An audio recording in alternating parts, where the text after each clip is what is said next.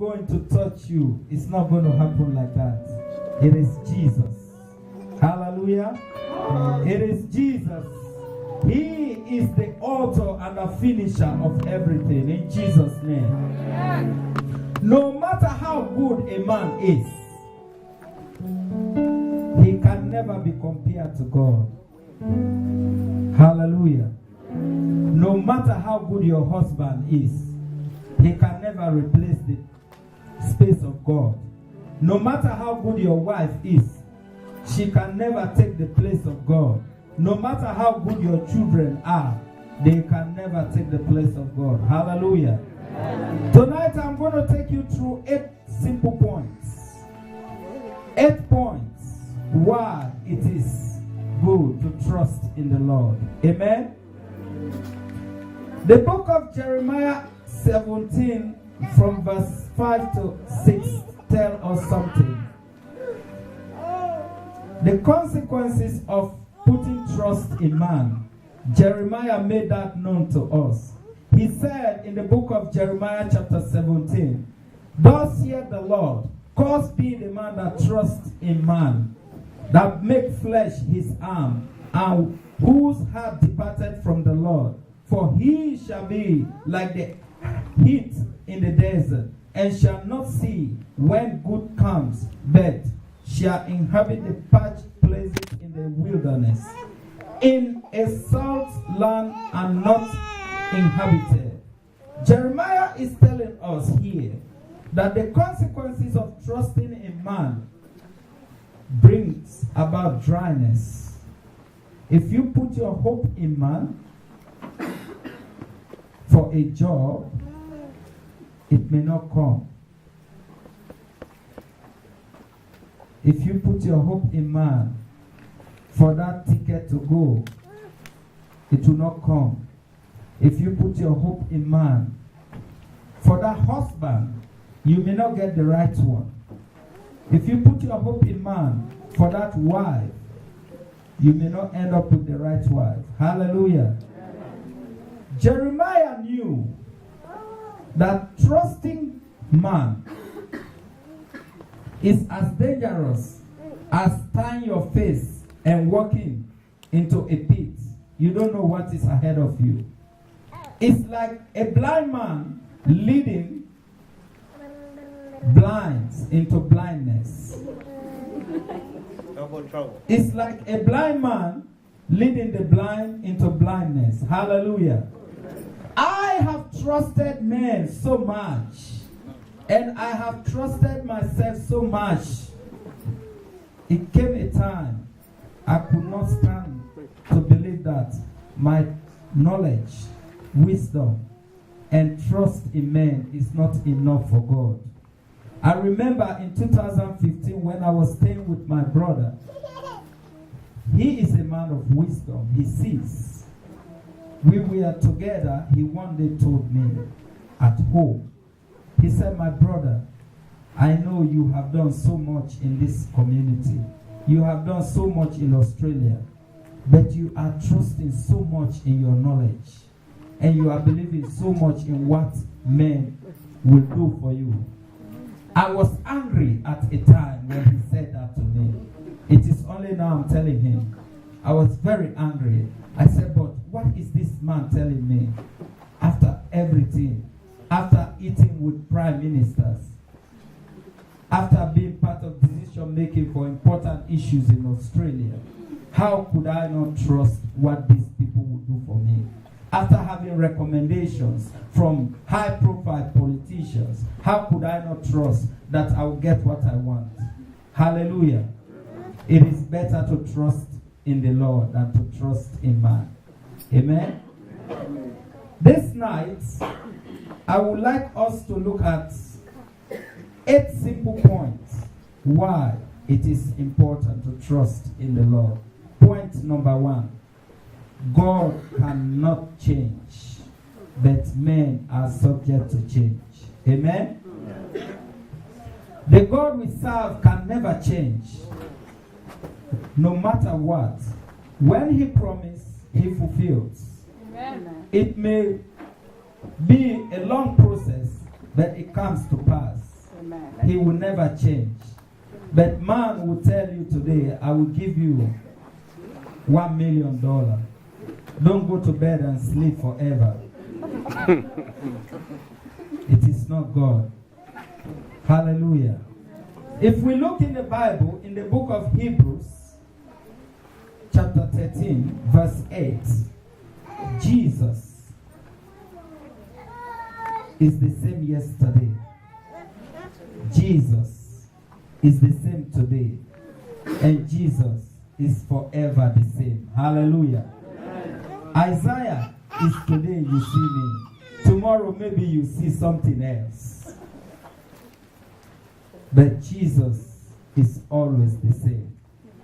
Amen? Amen. In our lives, often we put so much trust in our fellow men. We think they are God. In fact, in some communities, people worship men. If you go into some traditional countries, they have people they call the gurus. They are worshipped.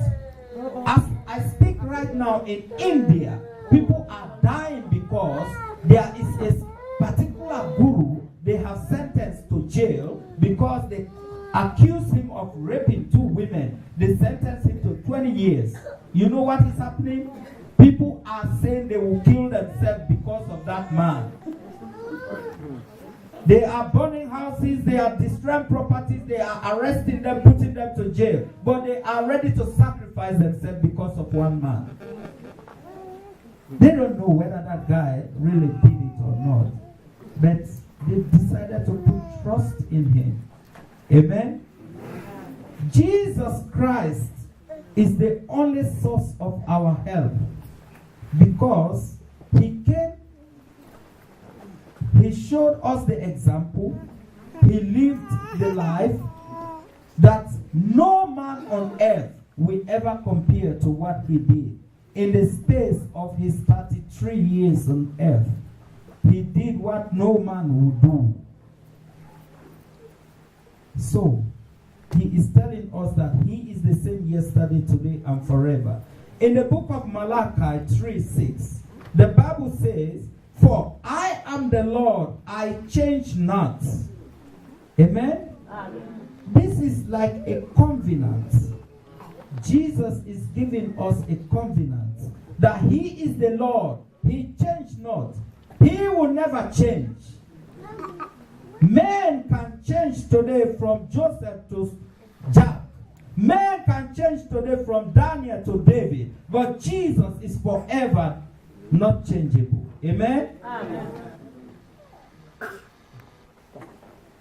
Why are we putting our trust in men? For that job. I remember when I was looking for a job, I met my brother, Elder Stephen. He told me that at my workplace, they will be so happy to have you there. If we submit your resume, they will be so happy. And so be it, when he contacted his supervisor, he was so happy. He said, we should submit my resume. And brother told me we'll soon be working together. I said, that'll be good. And after a few days, he came back telling me, man, these people, they are still waiting. After a week, his supervisor said he don't know what is happening. That was not all. Elder Makoti's son, he came with full speed that if that brother don't want to work, I'm going to force him to work. Give me his resume. Let me take it to my workplace. He even did what I have not done for myself. At the end, it was impossible. We should not trust in man. Hallelujah. Point number 2. Men can lie, but God can never lie. Hallelujah. Men will always lie, especially when the going is tougher. When the going is so tough that there is no outcome, only to lie. Amen? In the book of Numbers, chapter 23, verses 19, the Bible says, God is not a man that he should lie, neither the Son of Man that he should repent. Had he said, and shall he not do? Or have he spoken, and shall he not make it good? God is not a man. That is what the Bible is saying. God is not human, that he should lie, not a human being, that he should change. His mind does not speak and then not act. Does he promise and not fulfill? His faithfulness is from everlasting to everlasting. He promised the children of Israel that I will take you through the wilderness and take you to the promised land. It was not meant to be for one day. It was not meant to be for 1 week. It took them over 40 years in the wilderness. But what happened? They went into the promised land. Only those who wait upon the Lord shall renew their strength. Hallelujah. Point number 3. Man can fail, but God cannot fail. Amen? Amen. We sang the song earlier. Jesus never failed. Jesus never failed. The man of the world will let you down, but Jesus never fails. Jesus never fails. My Savior never fails. The man of the world will let you down, but Jesus never fails. Amen? Amen. In the book of Romans 4, verse 21. In the book of Romans chapter 4, verse 21.